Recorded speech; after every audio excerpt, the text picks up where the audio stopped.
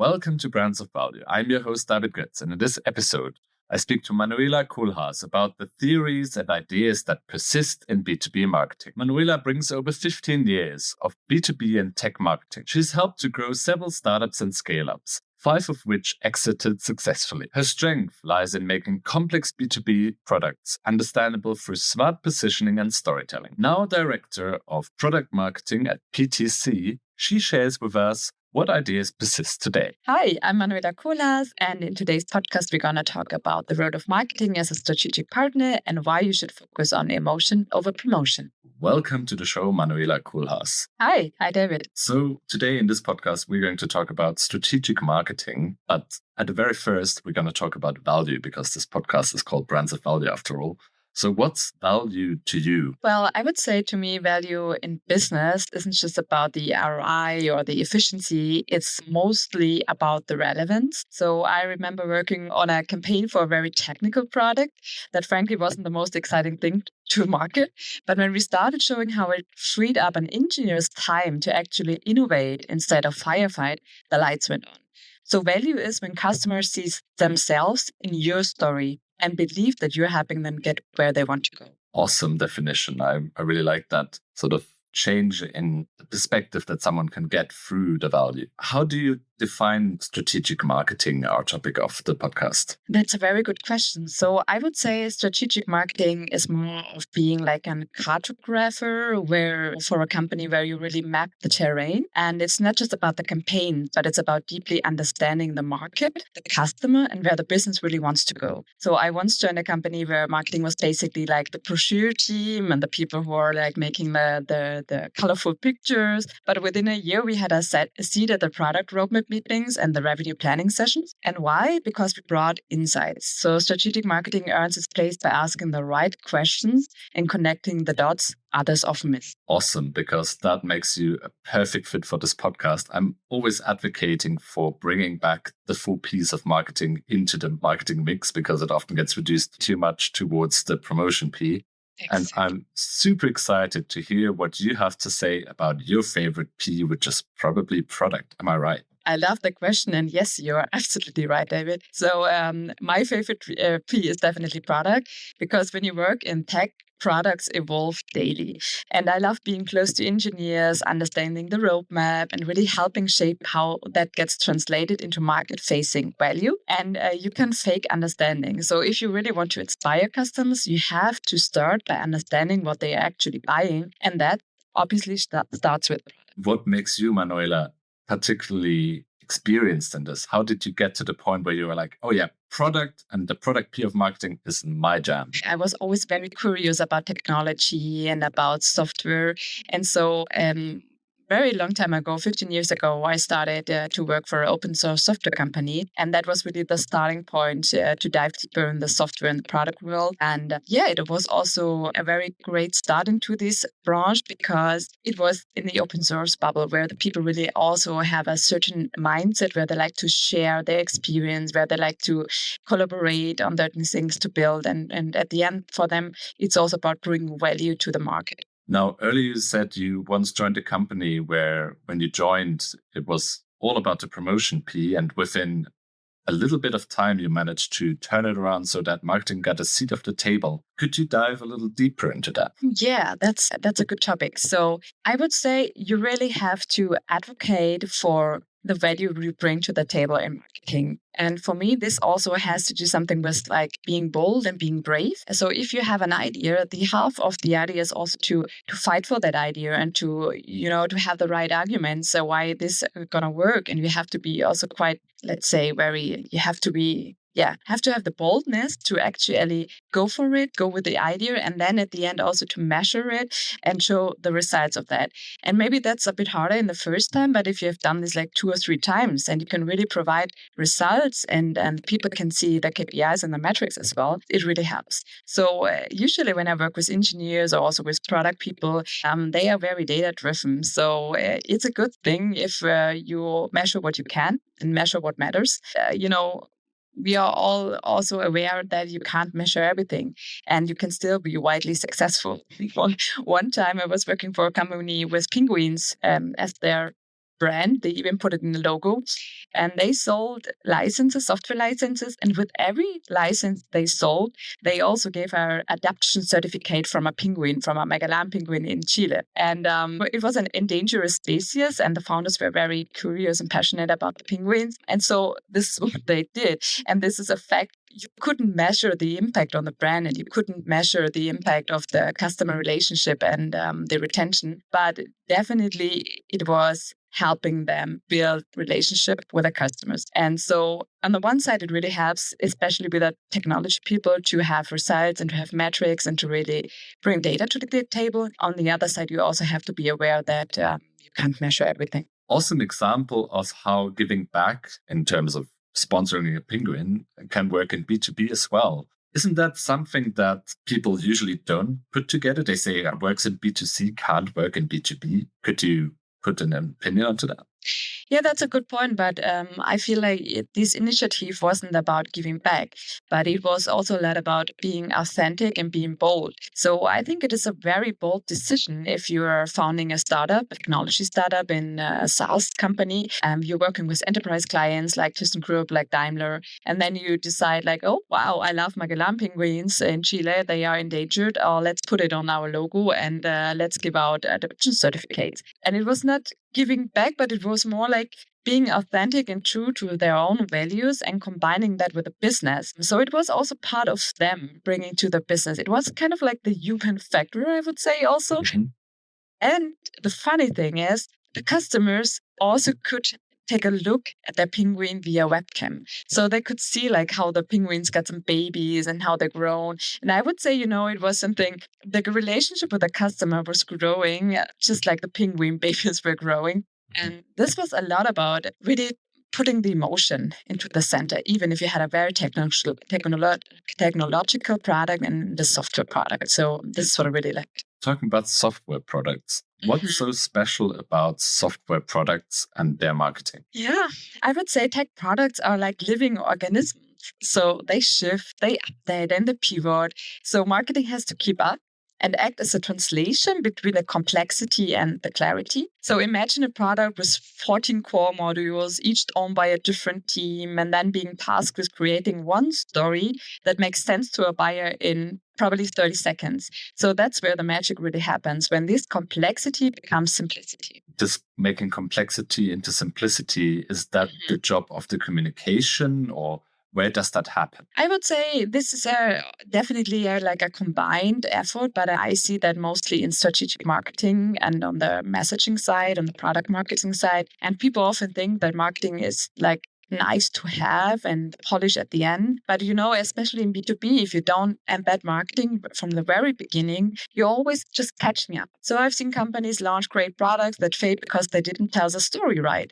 Marketing isn't lipstick. It's really its strategy. And I would say you have to start with that strategy, and you have to start with a customer, which means like you're defining the challenges, the pain points, and really dive deep into your audience. And that usually starts with strategic marketing around like solutions marketing, product marketing. So you'd say that marketing takes the voice of the customer into the company as well? Yes, absolutely. I would say as a marketer, you are definitely a customer advocate, especially in the field of product marketing. And you are the voice of the customer and putting together their challenges, their pain points, and mapping this with the solutions that the company offers and creating value at the end for both worlds. That sounds like you need a lot of empathy to do a job of a B2B marketer. Could you talk about the aspects of being a human and feelings and all of these things that are usually not associated with B2B marketing? Absolutely. I mean, for me, it's all about empathy. So you're totally right. We always miss that factor in B2B. The people are, for them, it's quite clear that in B2C, it's about emotion and it's about promotion and so on. But, in B2B, we are also talking with humans, and the audience is human. These are not businesses. So at the end, let it be a CTO, let it be a CEO. He's also a person, right? And so if you would ask me, what does that have to do with humanizing B2B brands? I would say everything. So at the end of the day, as I said, businesses don't buy, but people do. And humanizing a brand for me means removing jargon, but showing real people and creating also emotional connections. And always said, these relationships over the transaction for our long-term success. And for example, I once interviewed a customer live for a campaign, and it really outperformed every asset we had scripted. Because it's real, because it's authentic, and because, even if if people are having every human being has also some weaknesses, and that makes it real and that makes it authentic. Would you say most B2B buyers buy out of place of fear or out of a place of opportunity nowadays? Yeah, that's a good question in 2025, because the world really changed, right? And we have a lot of political and geographical issues. We have war, we have uncertainty, we have tariffs. So what I can see is that, of course, there are a lot of customers these days they are waiting a bit and see how everything evolves. But I think that they have to be innovative and they have to buy out of opportunity in order to be prepared for the changes in the world, especially in AI, especially also in the automotive sector, which is very competitive. Speed is a challenge, right? They really have to speed up their business, and you can't do this out of a place of fear. Fear is quite a big emotion, but there are obviously a lot more emotions. I actually recently watched the podcast of Sean Evans talking about B2B marketing, and there they reminded me of a paper which I recently read, which is called The Extraordinary Cost of Dull. And this paper, have you heard of it? No, actually not. Interested to hear more about it. This paper was all about the fact that so much advertising nowadays just doesn't evoke any emotion at all. For B2C customers, it was about only 40% of advertising evoking more emotion than basically cows grazing, which was their control variable. And in B2B marketing, it was even worse. It was only 60% of all advertising evoking no emotion at all, so neutral. Wow. What could we do to challenge that? That's a good point. If I want to tell you like a real world example, I would go to the growth marketing team and talk with them about events, about customer events, especially in B2B, because I think this is something which you can get easily creative around emotion, right? So let's assume you're going to run a customer conference and you're going to speak about the latest software value and the latest releases you have and the value you bring to them. Then you might have a location, you might have speaking slots and keynotes and interaction and some dinner together. But you could also say, like, let's combine that with an evening event where we invite all of our customers to sit in construction machines on a construction site, or, for example, get to a racing area and let's give them a chance to go to the racing cars and have this experience. And so at the end, this is pure emotion, right? And they're going to connect this emotion with the brand as well.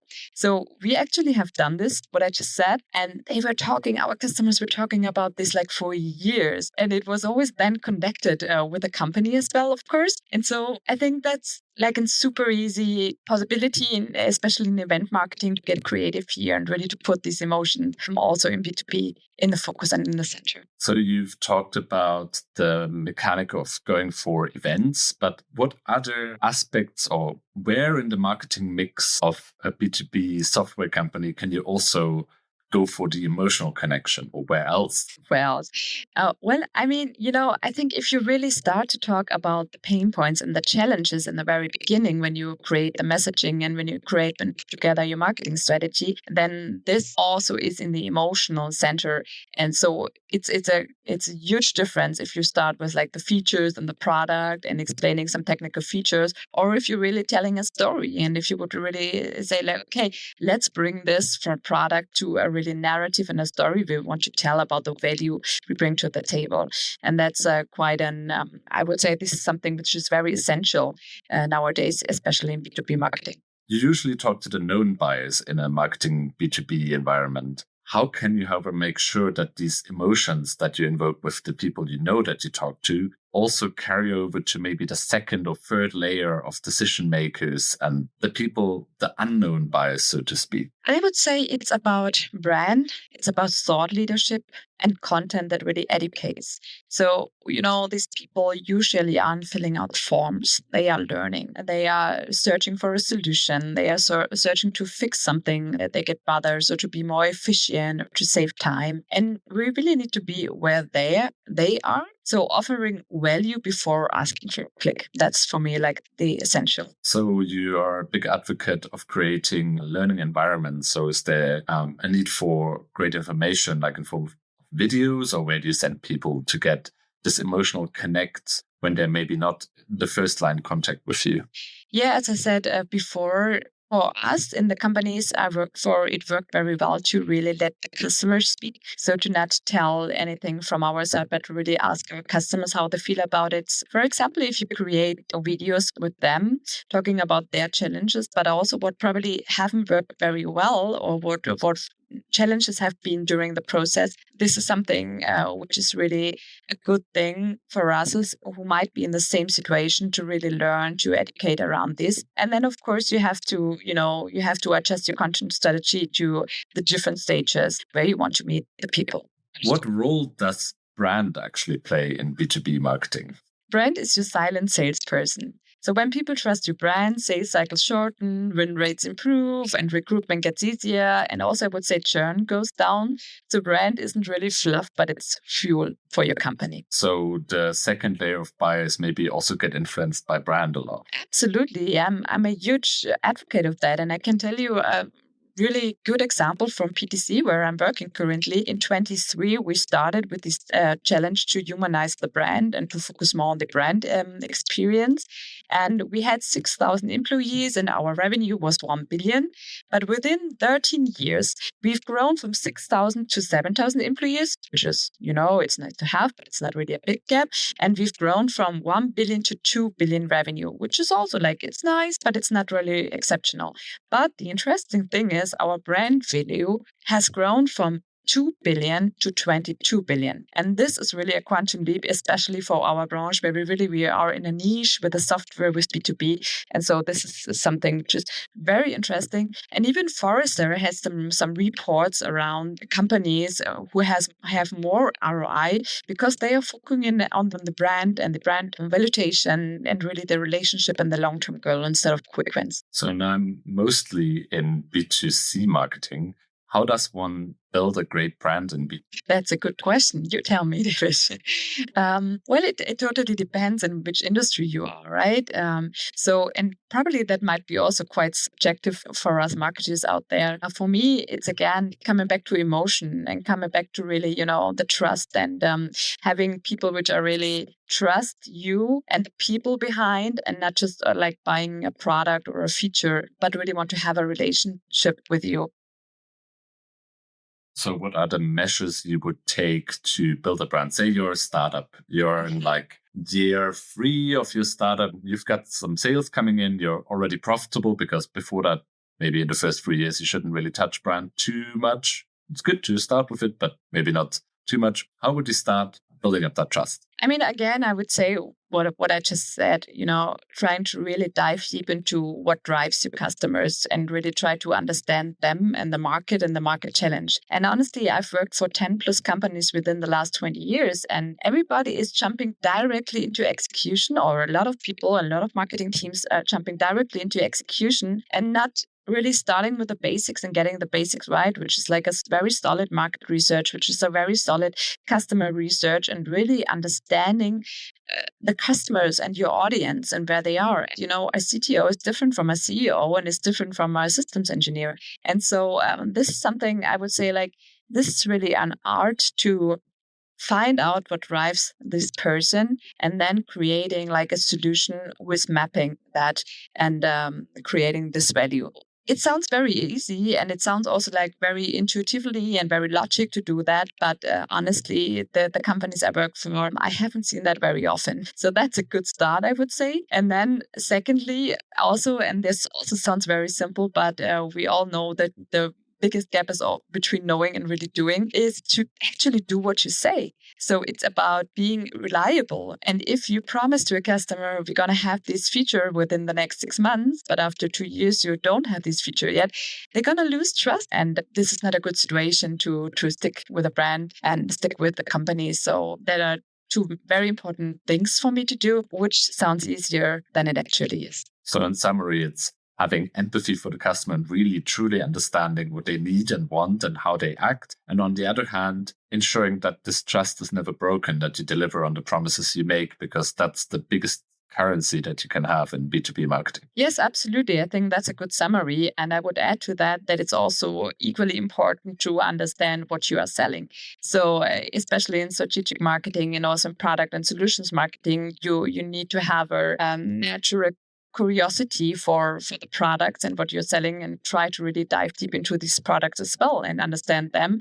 So you can also understand what you're actually offering to your customer, because then you can really try to build narratives, try to build a really good story which actually fits to the customer needs. Talking about narrative and story, how do you build that in B2B? Well, I would say like classical Simon Sinek, right? You start with the why. What's actually the business or what's the personal pain point? And then you bring in the how. So I always ask, if this was my best friend's company, how would I explain this? And that mindset keeps you honest. And then comes the what, and that's delivering on the product and keeping your promises. Exactly. Awesome. What have you done in the past 2 or 3 years that hasn't worked? Could you maybe tell us about that? Yep. What hasn't worked, I have a very strong opinion on lead generation. And I have very bad experience with, let's say, very traditional or being frankly outdated and sales organizations who are just, counting the leads, but not counting like the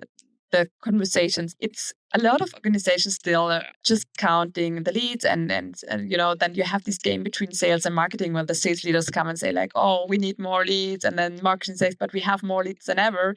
And they just, especially for B2B marketing, if they build landing pages with a form, and then you have like a white paper which you're gonna receive after the form, and then you have a call center who's calling the people who actually downloaded a white paper, these leads never gonna convert. They're not gonna buy, especially not in B2B. And this is something I really would not recommend to anyone to do that in 2025 if you're in B2B and technology companies. So how should people treat leads, and what's the ideal case to do it? Well, the ideal case, or what I can tell, is that what worked very well across the different companies I worked for in all these years is like the real interactions. Coming again to this point, right, to the emotions, to the relationships. So even if that sounds also quite traditional, if you go to events and you have a speaking slot and you talk about the value you bring, and then you're going to have a booth, and then at the booth you meet people and you talk with them about their challenges, about what drives them and how you can help with their challenges. Usually you're going to have some opportunities after these events, and then you're starting really to catch up on them and meet them again, and taking the time to build up this relationship, and taking the time to not only like having these kind of sales and servers. I don't know if you can translate that in English, but I'm coming from Bavaria, and my product lead, he always said like, we don't want sales and servers, which means like closing a deal and say goodbye and never, going back to that person. So this is not a good situation. And so in my experience, events still work very well. But also, of course, like the digital marketing, we can measure that. We have KPIs for that, which is great. And we want that. But then, then create some content which is valuable and provide this content, but please provide it for free, because the rest will work out anyways. Will work out well. Is there a framework that you follow every time you approach a new company? Because you've said you switched a few times, and have you refined that over the years? And what's usually the steps you take when you get in there? Can I be honest with you, David? Okay. I think framework has really become a buzzword today, to be honest. Like everybody is using a framework, and every 2 weeks we have a new framework, which we should use in our go-to-market organizations. So I'm not a big fan of that. But yeah, I mean, it helps, right? And it especially helps if you want to standardize different processes. And if you're working for a bigger company with lots of different stakeholders, then it absolutely helps. And one of the frameworks I love to follow, and we also use at PTC today, is the storyboard framework from Donald Miller. So, this is really a great approach in order to really focus on the narrative and focusing on the value and putting the customer and the people in the center. So this what I really love, because then you can also connect even very technical products with the emotion. So I can recommend that to really use that as one of the frameworks. And again, you have lots of different possibilities. If you Google, you're going to find a lot of go-to-market and marketing frameworks. What's your favorite? Well, I wasn't very interested in the frameworks out there, but in the ones you were using, and you answered that quite well with the Donald Miller narrative framework. Yep. And one framework that I really like is the idea of languages. We all speak multiple languages. Currently, we're speaking English and we both speak German. But I think that language often gets interpreted only at this large level. And one aspect that you talked about earlier that really resonated with me was the aspect of, hey, these engineers, they talk the language of data. And I think that's a super important thing to recognize, both in B2B, but generally in marketing, that different departments and different companies speak different languages and have their own set of words and phrases and terms and idioms, and that marketing is an empathy exercise and also just understanding that language. And once you master it, you can start talking that language back to the people, and suddenly you get the unlock of being able to talk to the CTO, to the CMO, to the CEO. And I think it's not really a framework, but it's an idea that I really subscribe to. What's your take on this? No, absolutely. I agree. And I think it really helps, like in general, in life, in business and in B2B business, if you're meeting the people where they are. And so you can't assume that someone who's a software engineer understands what you're talking about in marketing. So I think again, here, empathy really helps. Empathy helps to talk with them in their language, and also probably, assess and map the different maturity levels, not only from customers, but also from your internal stakeholders. And then probably you're going to build like modular assets for each stage. And then people can pick and take what they need. So yeah, I 100% agree. Awesome. Is there a topic that we haven't covered yet, or a question I should have asked, or something you always wanted to talk about on the podcast? Now is the chance. Well, a topic which is quite near to my heart is the role of marketing. And you said that, David, and I heard that from you, that it's the same for you and you're feeling the same. Because I think, marketing is still very often seen as executional rather than essential.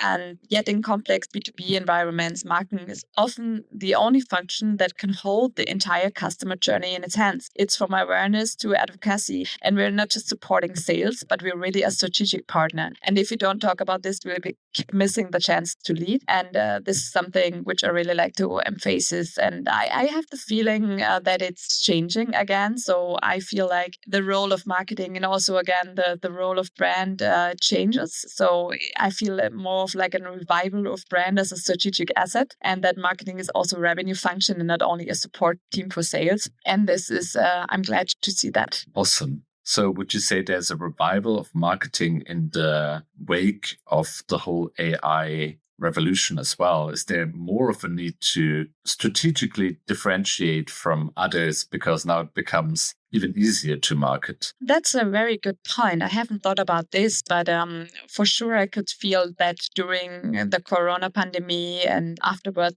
the remote context that we are all working in, that people realize that marketing can make a difference and can go through the noise and help with that. And so I'm feeling this for sure. About the AI side, I'm not sure. I mean, AI-assisted content creation with human oversight is everywhere. That makes it easier. So yeah, probably you're right. And it's even more important to include marketing at this point to really have valuable and sustainable content and strategies. One of my theories is that marketing becomes a lot more strategic in the future. Sure.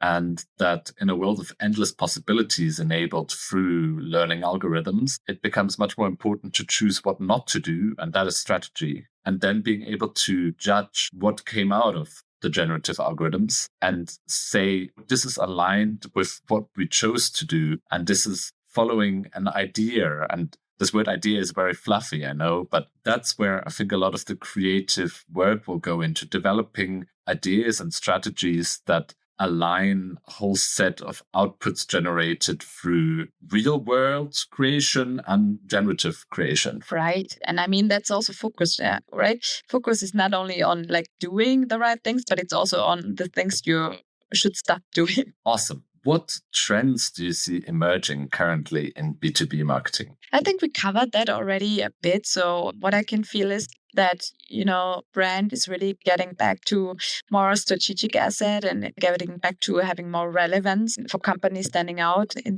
all of this noise. And also marketing as a revenue function, not only the ones who are making the nice pictures. And I can see that personalization at scale through the data is also something. It's kind of like emergent. So we have so much data and we need to use them, and personalization is everywhere. And as you said, AI, right? I mean, that changed so much, especially in content creation, which is also something it's just the start of that, right? I always ask people at the end or towards the end of my podcast whether there's been a recent time where they felt like a company went beyond and above to provide value to them. Is there any that comes to mind? Beyond and above, unfortunately not. But I would say it was very nice to coming back to this personalized experience when Spotify is just a playlist that feels like it was just made for me. I feel very seen there, and it's so comfortable. It's so nice because I really love music, and it's very personalized experience. And I think this is something that brings value to me because then I have to make less decisions, which I like. And who do you go to learn from about marketing and B2B marketing? I thought about this question a lot, and honestly, for me, it's like the people I work with daily and the people I just meet. And it's not only at work, but it's like in general, the connections and interactions with different people and a diverse environment. So let's say I'm out shopping, or let's say I'm going to the gym or something and just talk with people, or sitting in the taxi going to the airport. This is something I really enjoy doing and getting these different perspectives from the people. And also the diverse teams I had the pleasure to work with over the last years. They all bring their individual experience, individual perspectives. And I think this is a good, how do you say that in English, Resonanzkörper, like resonance buddy? Yes, exactly. Thank you. To also test some hypotheses you might have and then see how it goes. So this is actually where you learn the most. Yep. Are there any podcasts or books that you could recommend? Well, I love Donald Miller's instead with the story brand approach. It's really cool. And I also love Dave Gerhardt for bringing back the brand into B2B as well. He's focusing on that. So these two books and two authors I really enjoy reading. Awesome. Thank you very much. Thank you for being on the podcast Brands of Value and sharing your ideas about value and marketing and branding and business and B2B. This has been Manuela Kohlhas. Thank you, David. That's right. Welcome to Brands of Value. I'm your host, David Göz, and today we are talking. Welcome to Brands of Value. I'm your host, David Göz, and today I'm talking to Manuela Kohlhas. Welcome to Brands of Value. I'm your host, David Göz, and in this episode, I will speak to Manuela Kohlhas about B2B marketing and what works today. Welcome to Brands of Value. My name is David Göz, and I'm your host today. Welcome to Brands of Value. I'm your host, David Göz, and in this episode, welcome to Brands of Value. I'm your host, David Göz, and welcome to Brands of Value.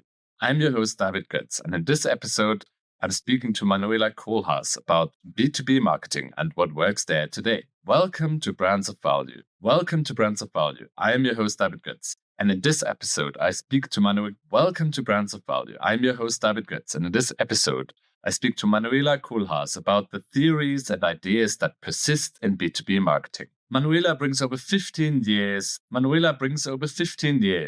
B2B and tech marketing. She's helped grow several startups and scale-ups. She's helped to grow several startups and scale-ups, 5 of which exited successfully. Her strength lies in positioning B2B products. Her strength lies in making complex B2B products understandable through storytelling and Her strength lies in making complex B2B products understandable through smart positioning and storytelling. Now Director of Product Marketing at PTC, she shares with us what ideas persist today. Thank you for listening to Brands of Value, the show about evergreen ideas in marketing and business. If you enjoyed this show, please consider giving it a rating somewhere here. Consider also checking out more episodes about evergreen ideas in marketing and business on my channel, Brands of Value. Cheers!